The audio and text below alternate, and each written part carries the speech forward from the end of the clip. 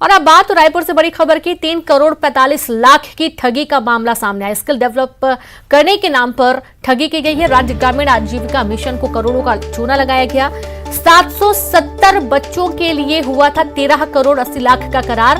Bank guarantee भी नहीं किया गया जमा।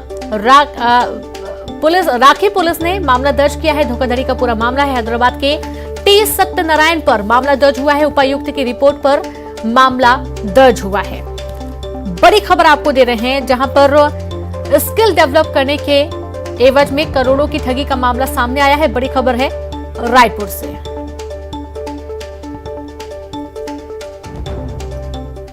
और अब बात बिलासपुर से बड़ी खबर की। एससीसीआर की 20 ट्रेनें रद्द हुई, तो वहीं 25 से 28 जुलाई तक ट्रेनें रद्द रहेंगी। 4 अन्य ट्रेनों के गंतव्य से पहले समाप्त होंगी। नॉन इंटरलॉकिंग का काम चल रहा है और इसके चलते राजनांदगांव कलमना रेलखंड पर नॉन इंटरलॉकिंग के काम के चलते ट्रेनों को रद्द किया गया है। बड़ी खबर आपको दे रहे हैं बिलासपुर से।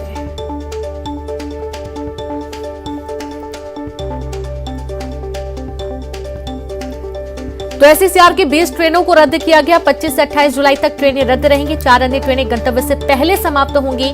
अब इसके चलते लोगों को काफी दिक्कतें भी होती हैं। आप देखिए कि पिछले समय भी काफी ज्यादा ट्रेनें रद्द थी और अब जब यात्री परेशान हुए तो उनकी दिक्कतों को देखते हुए ट्रेनों को शुरू किया गया था और एक बार फिर से काम के चलते ट्रेनों को रद्द किया गया है।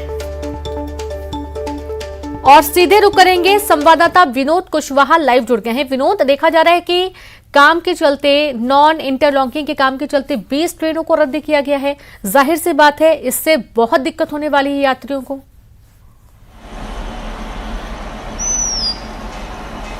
देखिए रेनू, कैंसिल किया गया वो अपनी जगह अलग बात है, लेकिन ऐसा लगता है कि साउथ ईस्टर्न रेलवे जो है वो बिना किसी प्लानिंग के जो है ये सब काम कर रहा है।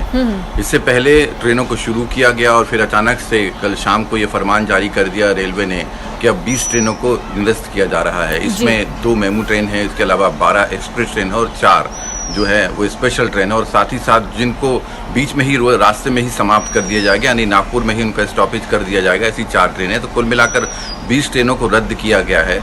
और 25 जुलाई की सुबह 10 बजे से 27 जुलाई की सुबह 10 बजे तक जो है इंटरलॉकिंग का काम चलेगा राजनांदगांव और कलमना में। सवाल ये उठता है कि जिन लोगों ने रिजर्वेशन करा लिया, जिनकी पहले से तैयारी थी, वो आखिर यात्री क्या करेंगे, उनकी यात्रा कैसे होगी। लगातार इस तरह के फरमान जारी करने से रेल यात्रियों की खासी परेशानी बढ़ रही है। रिजर्वेशन वैसे भी नहीं मिल रहा और जिन ट्रेनों में मिल रहा है फिर उसमें बीच में ही ट्रेनों को रद्द किया जाना जो है वो काफी ज्यादा नाइंसाफी लोगों के साथ हो रही है। और न जाने कब तक रेलवे जो है इस तरह की रद्द करने का सिलसिला जारी करेगा। काफी ज्यादा आक्रोश है यात्रियों में कि रेलवे जो है वो बार बार इस तरह का फरमान जारी कर रहा है, कभी ट्रेनों को शुरू करता है, कभी रद्द कर देता है। तो कुल मिलाकर यात्रियों की परेशानी बढ़ रही है और राहत कम देने के बजाय मुसीबत जो है वो ज्यादा बढ़ा रहा है साउथ ईस्टर्न रेलवे। जी बिल्कुल, क्योंकि पिछले 2-3 महीने से देखा जा रहा है कि लगातार ट्रेनें रद्द भी हो रही हैं विनोद, और आप लगातार जुड़े रहे हैं। शुक्रिया आपका जानकारी के लिए।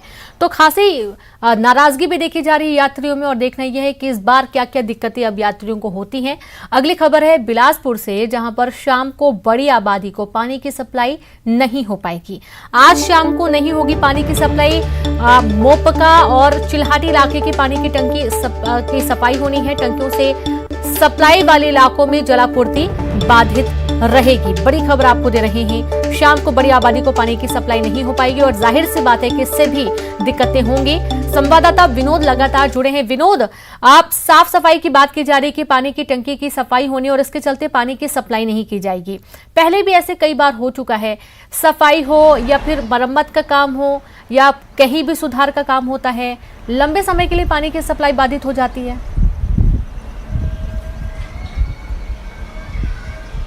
देखिए, सबसे खास चीज़ ये है रीनू की अभी मस्तूरी इलाके में डायरिया फैला हुआ है और कॉलरा फैला हुआ है और अवानन फानन में निगम इस तरह की तैयारी कर रहा है। हालांकि ये तैयारी मानसून से पूर्व हो जानी चाहिए थी। साफ सफाई का जो काम है वो पहले से कर लिया जाना चाहिए था, लेकिन नींद से नगर निगम जो है अब जागा है। जो ग्रामीण इलाके हैं, शहरी इलाके हैं, उनमें लगभग 50 के आसपास पानी की टंकियां हैं जिनके सफाई करने का काम जारी है। और आज शाम को जो जलापूर्ति है वो एक बड़ा क्षेत्र है मोपका इलाका का, जिसमें कि मोपका नगर पंचायत है, मोपका बस्ती है और चिल्हाटी इलाका है। इन जगहों की जो पानी की टंकी है उनका सफाई का काम शुरू हुआ है और शाम को इसीलिए जो टंकी भरा जाना है उसमें काफ़ी समय लगेगा।